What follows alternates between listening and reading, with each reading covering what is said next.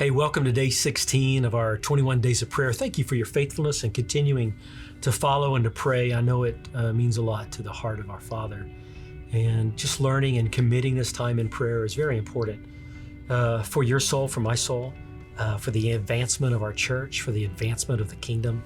Lord, that we would continue to take ground for Him. And we come across this passage in John chapter 17, verses 1 through 19. And it's a long passage, but I wanted to keep it all together just because it is the priestly prayer of Jesus, as so to say, that He was praying for us.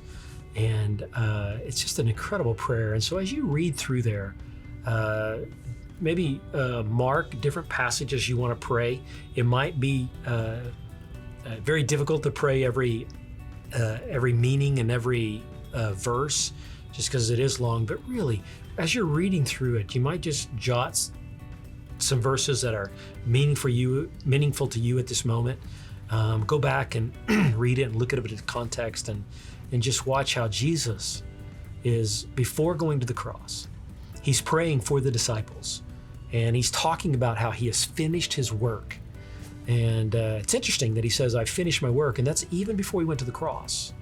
And so His work was to make disciples. And He was spending the last moments with the disciples and just saying, "I finished my work." Now, the will of God was for Him to seek and to save that which was saved, that which was lost, seeking to save that which was lost. And it was the Father's will for Him to die for sinners, for sure.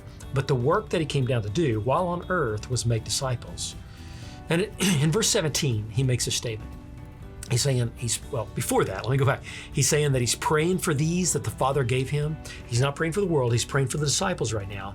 And then He says, "I'm praying for those who will believe because of their testimony," which is ultimately you and me. So He was praying for you and me.